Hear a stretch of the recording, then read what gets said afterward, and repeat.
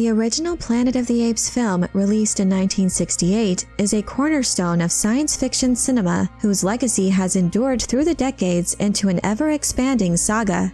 The most recent prequel series of films centered around the journey of intelligent chimpanzee Caesar, played by Andy Serkis, with a trilogy that detailed the rise of the apes to dominance and the fall of human civilization.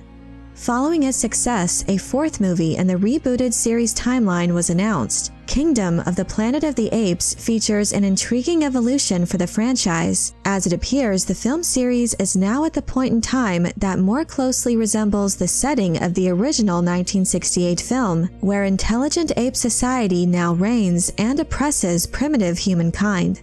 One of the reasons why the original film is so beloved is its massive twist at the end, which stands as a truly iconic moment in both science fiction and pop culture. In the marketing campaign for Kingdom of the Planet of the Apes, there have been several hints at a new massive twist hiding in plain sight. In this video, I'd like to examine everything we know so far about Kingdom of the Planet of the Apes and its apparent attempt to reimagine the iconic elements of the original. In a 2023 interview with Cinema Blend, Andy Serkis first teased how this new film would usher in an exciting direction for the franchise, saying, "I think Wes Ball is going to do an amazing job with this film. I think it's, from what I've heard and what I've seen, there's some amazing conceptual artwork, and where they've chosen to land the story and take off with the next iteration, I think it's gonna blow people's minds." This insight from someone in the know was the first clue that Kingdom of the Planet of the Apes would contain a mind-blowing twist in keeping with the tradition of the franchise. In regards to where they've chosen to land the story, though Kingdom is a sequel to the previous Caesar trilogy ending with War for the Planet of the Apes, it takes place 300 years later, in an era for ape civilization that has been deemed the Bronze Age, where the actions of Caesar have fallen into legend.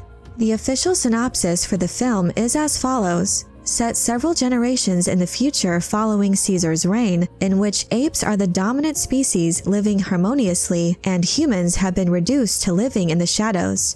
As a new tyrannical ape leader builds his empire, one young ape undertakes a harrowing journey that will cause him to question all that he has known about the past and to make choices that will define a future for apes and humans alike.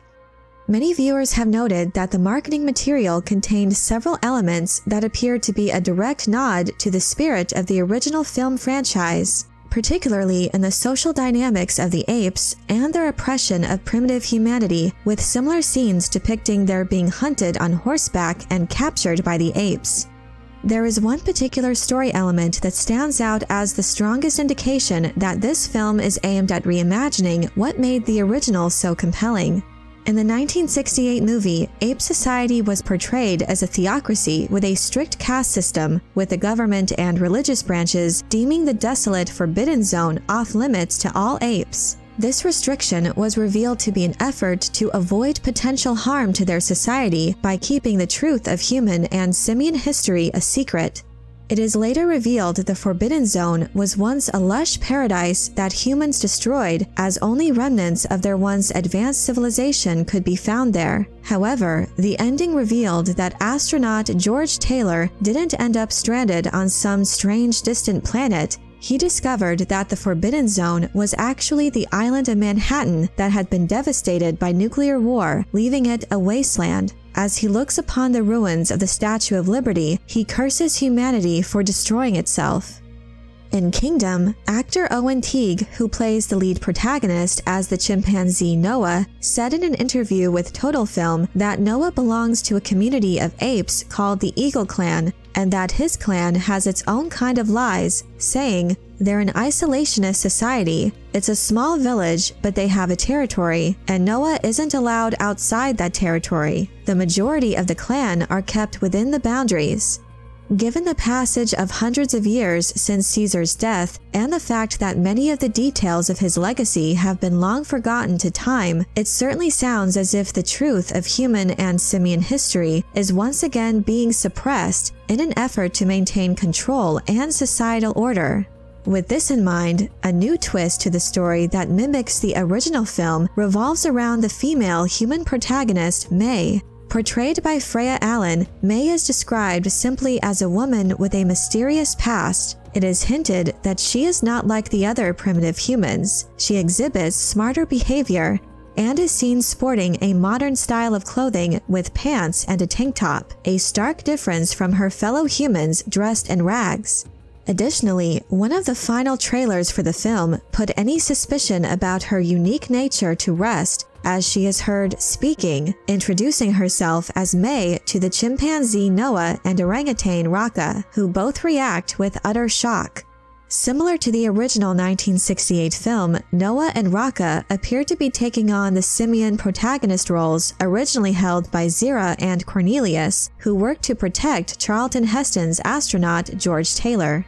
The difference in history for the apes' rise to dominance and the fall of human civilization has already proven to be unique and interesting in its own way, and it appears that will also continue to be the case with this new era of films. In this reimagined timeline, starting with Rise of the Planet of the Apes, the outbreak of the simian flu resulted in the greater intelligence of apekind, while proving fatal to humans, killing most of the population. The virus later mutated, rendering the few survivors mute and feral. The fact that May is different all but confirms a twist that was set up during the first film of the prequel trilogy, in what was merely an Easter egg at the time, nodding to the 1968 film's astronauts and their mission that brought them to Earth's future. Rise of the Planet of the Apes showed the launch of a space mission. Later, a newspaper headline is shown confirming that a shuttle intended to bring Mars astronauts home was indeed lost in space. In trailers for Kingdom, May is seen in an observatory crying as she looks into a telescope. This appears to confirm that she is indeed one of the missing Mars astronauts, and in keeping with the original's twist, has traveled forward in time. Therefore, her story seems to be a reimagining of George Taylor's arc, infused with the history of the rebooted timeline. While there are definitely several elements that are in line with the original film, Kingdom has been provided with an entirely different background for its setup, with a unique antagonist with very different motivations. Unlike the apes in the original film, who sought to hide mankind's accomplishments, Proximus Caesar is inspired by humanity and their advanced technological works. Despite this, however, he still wants to dominate humans and bring all of apekind under his rule as the first ape king. This sets him up to fill a role similar to Dr. Zaius, the primary antagonist of the original film, who similarly sought to ensure simian dominance. While the prequel trilogy reboot featuring Caesar's journey was enjoyable, for many, the idea of returning to a setting much closer to the original film is even more exciting. However, it appears as if they are determined to infuse this reimagining with their own unique history. As with all reimaginings, I'm most curious to see whether and how this new entry can honor the legacy of the past, artfully reinterpreting elements from the original film, and how they incorporate the lore and legend of the Caesar trilogy, while entering an entirely new era for the Planet of the Apes.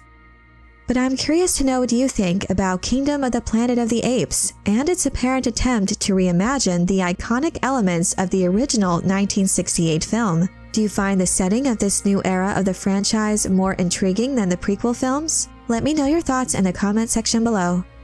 I hope you enjoyed this video. Leave a like if you did, and be sure to subscribe for more sci-fi and fantasy news and lore. And if you're looking for other ways to show your appreciation, you can check out my Patreon page, where members get access to exclusive content and perks. Thank you all so much for your support, and as always, have a very nerdy day.